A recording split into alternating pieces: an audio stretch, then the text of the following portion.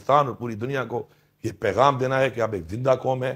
ترمیم کی جا رہی ہے، اس کے خلاف آپ نے آواز اٹھانی ہے کہ مہربانی کر کے ایسے فیصلے نہ کریں جو اس ملک کی عوام کی مفاد میں نہیں ہے.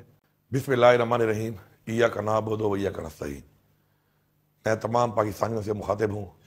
کل انشاءاللہ جمعے کے دن، جمعے کی نماز کے بعد پورے پاکستان میں انشاءاللہ 18 اکتوبر کو ہر ضلع کے اندر، ہر شہر کے اندر آپ لوگوں نے بھرپور طریقے سے نکلنا ہے اور آپ لوگوں نے پرامن احتجاج کرنا ہے. اور عمران خان کی رہائی، ہمارے باقی لیڈرشپ کی، ہمارے ورکرز کی، ہمارے لوگوں کی رہائی، اور عمران خان صاحب کے ساتھ جو ایک رویہ اختیار کیا ہوا ہے کہ ملاقات تک نہیں چھوڑی جا رہی، اس کے اوپر آپ لوگوں نے نکل کے پرامن احتجاج کرنا ہے. ساتھ ساتھ جو ایک غیر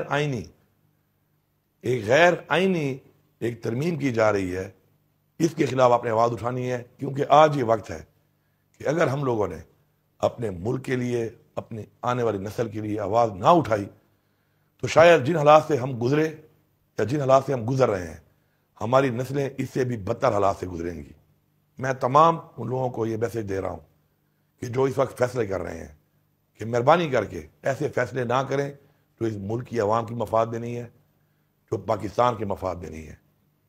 آپ جواب دہ ہیں، ان فیصلوں کا آپ کو جواب دینا پڑے گا. اور ان فیصلوں سے جو بھی نقصانات ہو رہے ہیں، چاہے وہ عوام کو ہو رہے ہیں، چاہے وہ پاکستان کو ہو رہے ہیں، تو اس کی ذمہ داری آپ پہ عائد ہوگی. انشاءاللہ ہم حق کے ساتھ، سچ کے ساتھ، اپنی حقیقی آزادی کے ساتھ، اپنے آئین کے تحفظ کے لیے انشاءاللہ ہم کھڑے تھے، ہم کھڑے ہیں اور انشاءاللہ ہم کھڑے رہیں گے.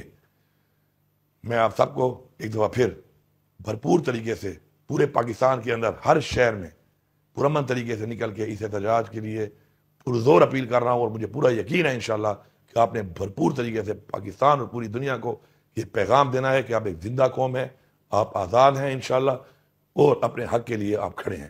آپ کا شکریہ.